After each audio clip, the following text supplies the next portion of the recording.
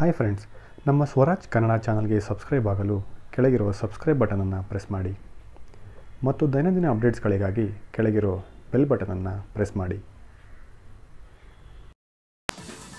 Big boss Kannada season 6 ಕಾರ್ಯಕ್ರಮದ grand ಫಿನಾಲೆಗೆ ಇನ್ನೆರಡು ವಾರಗಳು ಮಾತ್ರ ಬಾಕಿ ಉಳಿದಿವೆ. ಹೀಗಿರುವಾಗಲೇ ಬಿಗ್ ಬಾಸ್ ಮನೆಯಿಂದ ರಂಗಭೂಮಿ ಕಲಾವಿದೆ ನಟಿ ಅಕ್ಷತಾ ಪಾಂಡವಪುರ ಔಟ್ ಆಗಿದ್ದಾರೆ. ಹಾಗೆ ನೋಡಿದರೆ ಬಿಗ್ ಬಾಸ್ ಮನೆಯಲ್ಲಿ ಅತಿ ಹೆಚ್ಚು ಸೌಂಡ್ ಮಾಡಿದವರು ಅಕ್ಷತಾ ಮತ್ತು ರಾಕೇಶ್.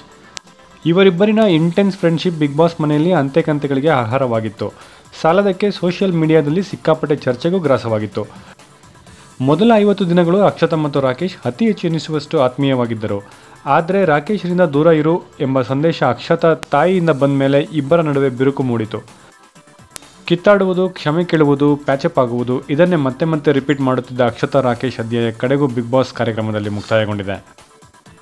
12ನೇ ವಾರಕ್ಕೆ ನಾಮಿನೇಟ್ ಆಗಿದ್ದ ಆ್ಯಂಡಿ, ಶಶಿ, ರಶ್ಮಿ, ರಾಕೇಶ್ ಮತ್ತು ಅಕ್ಷತಾ ಈ ವಾರ ಡೇಂಜರ್ ಝೋನ್ನಲ್ಲಿ ಇದ್ದರು.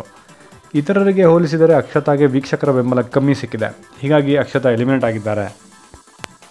ಅಕ್ಷತಾ ಮತ್ತು ರಾಕೇಶ್ ನಡುವಿನ ಸ್ನೇಹವನ್ನು ಪರೀಕ್ಷಿಸಲು ಕಿಚ್ಚ ಸುದೀಪ್ ಒಂದು ಸ್ಪೆಷಲ್ ಟಾಸ್ಕ್ ಕೊಟ್ಟಿದ್ದರು. ನಿಮ್ಮಿಬ್ಬರಲ್ಲಿ ಯಾರು ಔಟ್ ಆಗಬೇಕೆಂದು ನೀವೇ ನಿರ್ಧರಿಸಿ ಎಂದು ಬಾಟಮ್ 2 ತಲುಪಿದ್ದ ಅಕ್ಷತಾ ಮತ್ತು ರಾಕೇಶ್ಗೆ ಸುದೀಪ್ ತಿಳಿಸಿದರು. ಇದರಿಂದ ಕೆಲಕಾಲ ಬಿಗ್ ಬಾಸ್ ಮನೆಯಲ್ಲಿ ಹೈ ಡ್ರಾಮಾ ನಡೆಯಿತು. ನನ್ನ ಜೀವನದ ಫಿಲಾಸಫಿ ಕೊಡುವುದು, ಹೀಗಾಗಿ ನಾನು ಔಟ್ ಆಗುವೆ ಅಂತ ರಾಕೇಶ್ ಹೇಳಿದರೆ, ನೀನು ಇಲ್ಲಿ ಇದ್ದು ಗೆಲ್ಲಬೇಕು, ನಾನು ಔಟ್ ಆಗುವೆ ಎಂದು ಅಕ್ಷತಾ ಪಟ್ಟು ಹಿಡಿದರು. ಇಬ್ಬರ ನಡುವೆ ವಾಗ್ವಾದ ಮುಂದುವರಿಯುತ್ತೆ ಹೊರತು ಒಮ್ಮತದ ನಿರ್ಧಾರ ಮೂಡಲಿಲ್ಲ.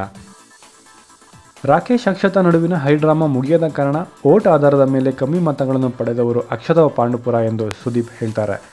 ಅಕ್ಷತಾ ಔಟ್ ಆಗಿದ್ದಕ್ಕೆ ರಾಕೇಶ್ ಗೊಳೋ ಅಂತ ಕಣ್ಣೀರಿಡ್ತಾರೆ.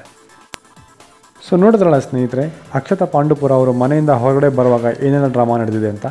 ಇದ್ರ ಬಗ್ಗೆ ನಿಮ್ಮ ಅನಿಸಿಕೆಗಳೇನೇ ಇದ್ರೂ ಕಮೆಂಟ್ ಬಾಕ್ಸ್ನಲ್ಲಿ ತಿಳಿಸಿ. ಹಾಗೂ ಮುಂದಿನ ವಾರ ನಿಮ್ಮ ಪ್ರಕಾರ ಯಾರು ಎಲಿಮಿನೇಟ್ ಆಗಬೇಕು ಅನ್ನೋದನ್ನು ಕಮೆಂಟ್ ಬಾಕ್ಸ್ನಲ್ಲಿ ತಿಳಿಸಿ. ನಮ್ಮ ಈ ವಿಡಿಯೋ ನಿಮಗೆ ಇಷ್ಟ ಆಗಿದ್ದರೆ ಲೈಕ್ ಮಾಡಿ, ಶೇರ್ ಮಾಡಿ ಮತ್ತು ಸಬ್ಸ್ಕ್ರೈಬ್ ಮಾಡಿ. ಧನ್ಯವಾದ.